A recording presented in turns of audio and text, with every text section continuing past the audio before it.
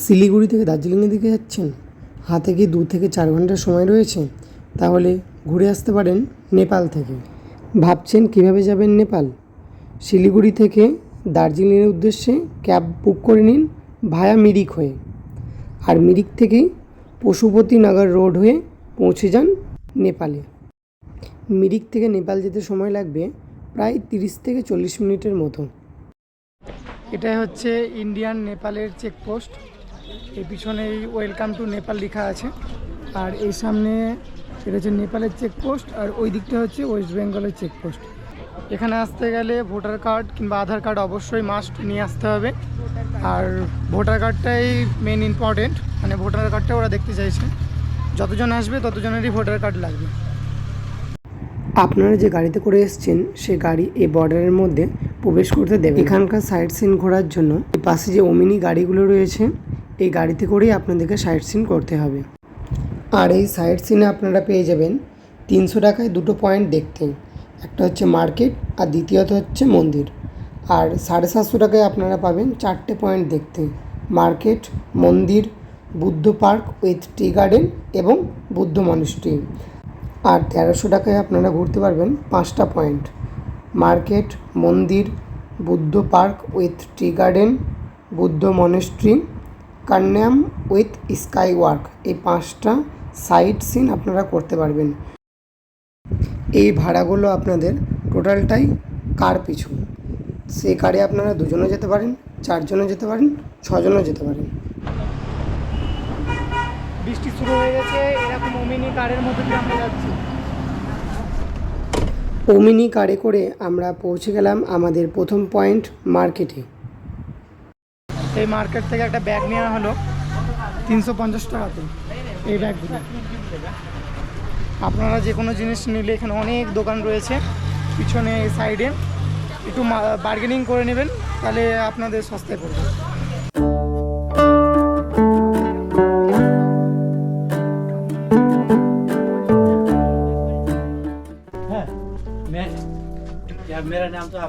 এখানে সব কিছু পেয়ে যাবেন, জ্যাকেট থেকে শুরু করে উইন্ড চিটার থেকে শুরু করে প্যান্ট সব কিছুই অ্যাভেলেবেল এবং রিজনেবল প্রাইসের মধ্যে।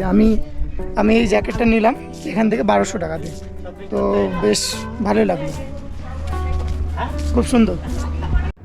আমরা পৌঁছে গেলাম আমাদের দ্বিতীয় পয়েন্ট দেখতে, মন্দিরে।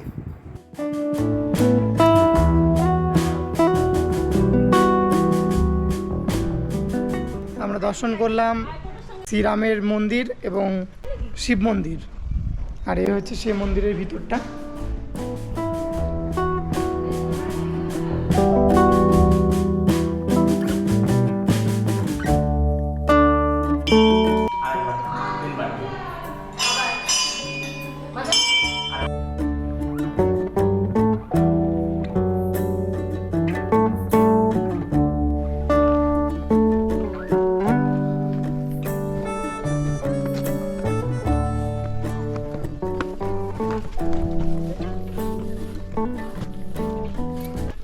এই যে রডোডেন্ড্রনের গাছ, আর এটা হচ্ছে তার ফুল। ইয়েস, রডোডেন্ড্রন ফুল খুব সুন্দর লাগছে, নিচে পড়ে আছে, আর উপরে হচ্ছে এই গাছগুলো, জাস্ট অসাধারণ। তার পাশে ফ্ল্যাগগুলো।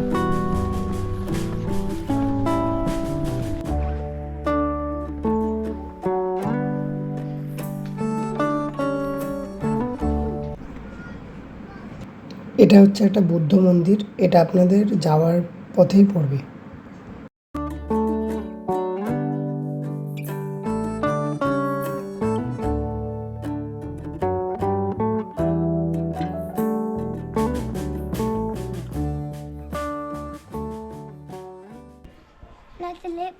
কেমন লাগছে নেপালে? ভালো, খুব ভালো না ভালো? এখন আমরা এসে পৌঁছালাম বুদ্ধ মনেস্ট্রিতে, আর ওখান থেকে আসতে টোটাল খরচা পড়ছে 750 টাকা আসা যাওয়া।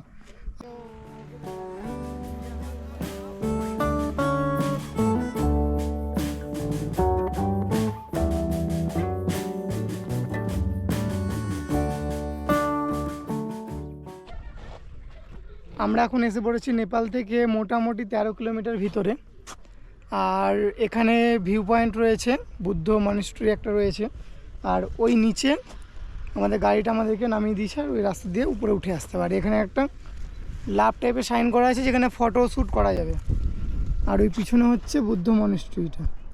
আর এই পাশে এই ব্রিজটা দিয়ে পার হয়ে গিয়ে ওই পাশে চায়ের বাগানে ছবি তোলা যাবে। খুব সুন্দর একটা জায়গা, না আসলে সত্যি পস্তাতাম।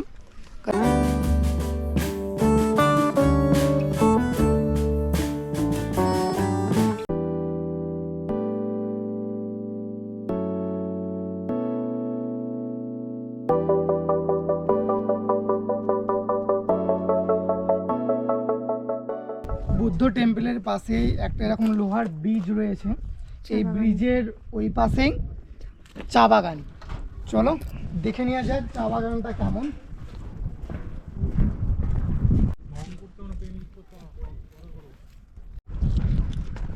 ব্রিজটা ক্রস করে একদম চা বাগান এই পাশে।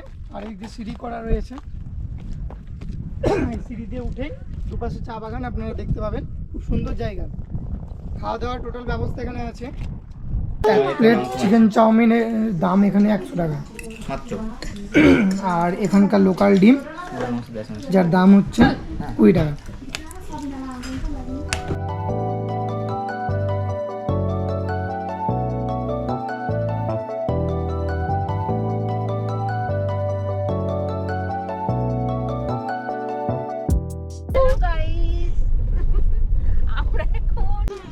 हाय कर दो, हाय करो ना, फोटो खींच।